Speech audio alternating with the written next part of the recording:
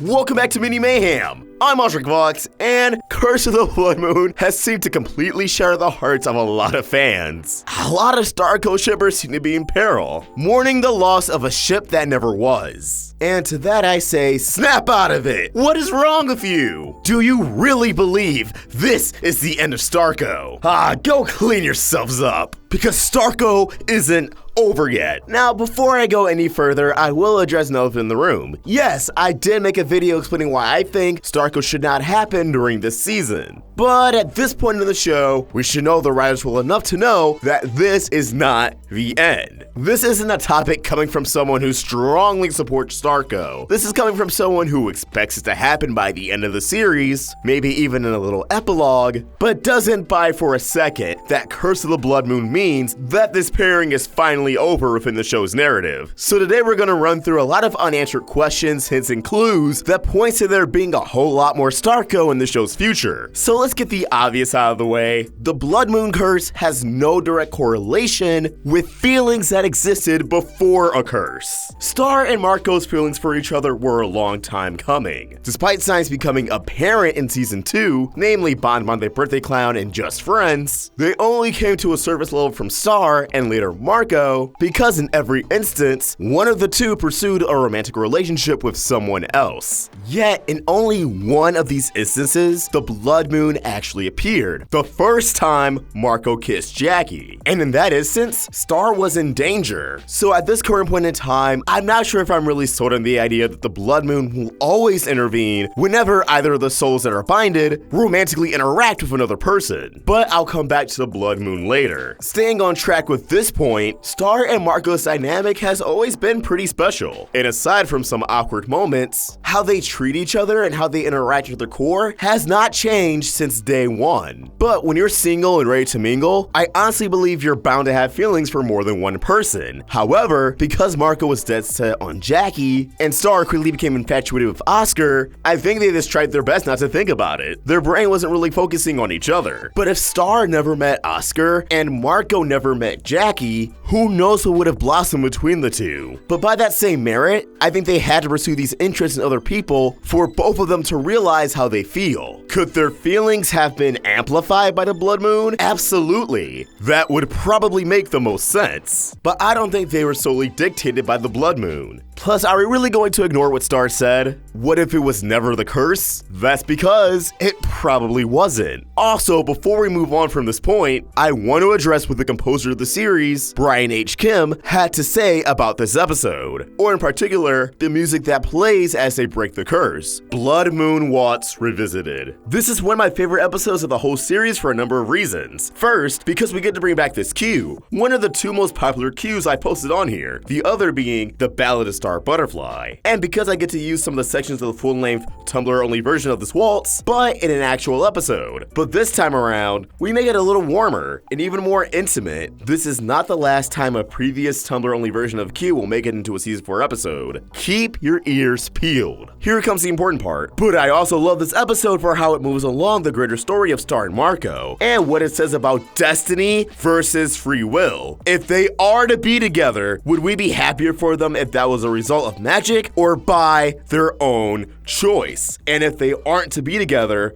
that should be their own choice too. Being a teenager is hard enough. Being a teenager while battling evil baddies is even harder. Then being told your emotions may not be real? That's a mind f***.